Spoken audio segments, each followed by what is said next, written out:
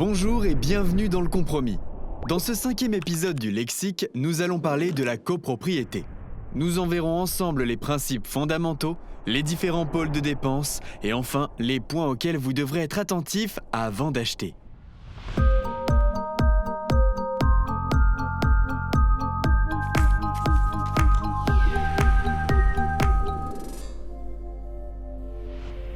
Une copropriété est toujours composée de 3 entités.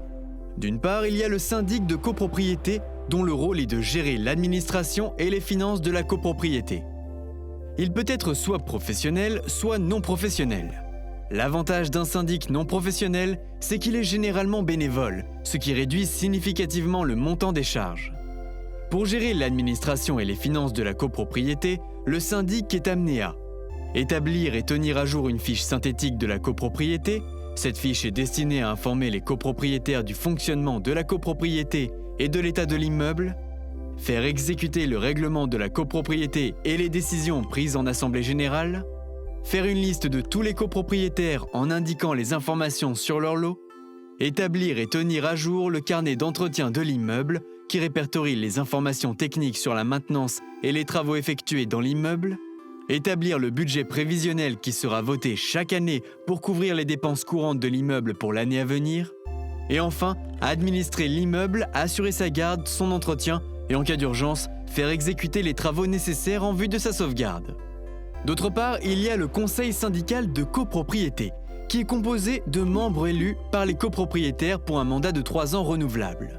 Son rôle est de contrôler la gestion du syndic de copropriété, par exemple sur la comptabilité, la répartition des dépenses, les conditions dans lesquelles sont passés et exécutés les différents contrats, ainsi que l'élaboration du budget prévisionnel dont il suivra l'exécution.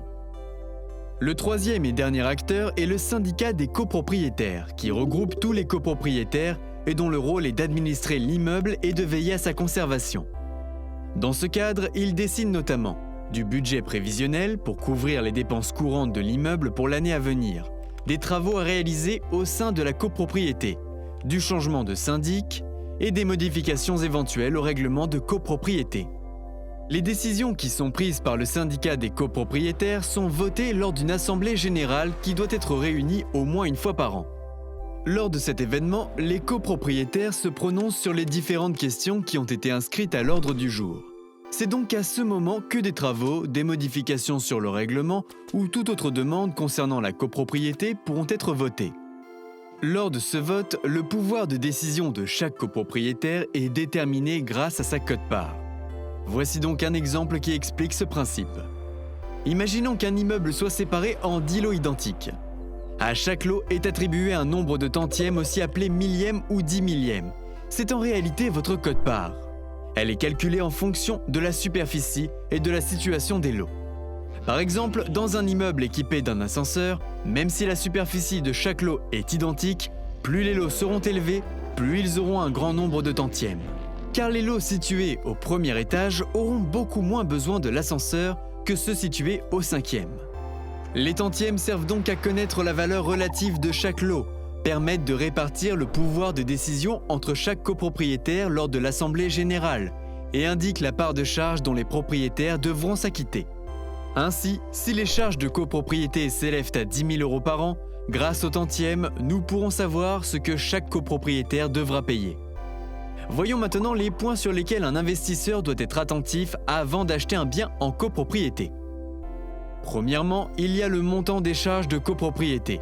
Pour connaître cette information, vous pouvez demander au vendeur les appels de fonds des années passées et en profiter pour vous informer sur le montant des charges récupérables.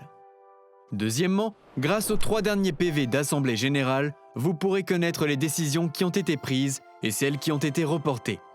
Car par exemple, si lors de la dernière AG, un ravalement de façade n'a pas reçu la majorité des voix, il est fort probable que ce sujet revienne à l'ordre du jour dans les années à venir. Un autre bon moyen de connaître la nature des prochains travaux à venir est le diagnostic technique global. Obligatoire pour une copropriété de plus de 10 ans, il informe les copropriétaires sur l'état général de l'immeuble et suggère les rénovations à envisager. Vous pourrez donc savoir si de gros travaux ont été suggérés et prendre votre décision en conséquence. Quatrièmement, si vous désirez faire de la location saisonnière, transformer un commerce en logement ou séparer un lot en deux, il faudra impérativement prendre connaissance du règlement de copropriété. Car certains règlements peuvent interdire certaines de ces activités. Cinquièmement, pour savoir de quand datent les gros travaux qui ont été réalisés dans la copropriété, il faudra demander le carnet d'entretien. Car c'est grâce à ce document que vous pourrez savoir de quand date le dernier ravalement de façade, le changement des ascenseurs, la réfection de la toiture, etc. Ce qui pourra vous donner une bonne idée de ce qui a été fait et de ce qu'il reste à faire. Sixièmement, pour connaître la situation financière de la copropriété, vous pourrez demander les annexes comptables et plus précisément l'annexe 1 qui vous permettra de savoir s'il y a des mauvais payeurs dans la copropriété.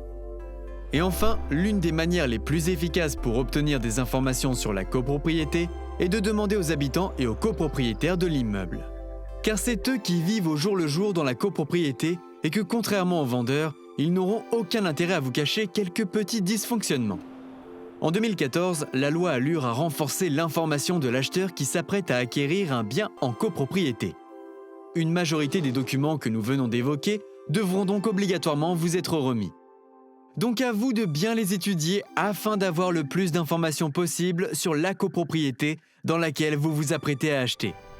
Dans le prochain épisode du Lexique, nous aborderons la location meublée. En attendant, n'hésitez pas à faire un tour sur notre page Tipeee pour soutenir la chaîne et sur le site du Compromis pour profiter de nos outils et être mis en relation avec nos experts. À très bientôt sur Le Compromis.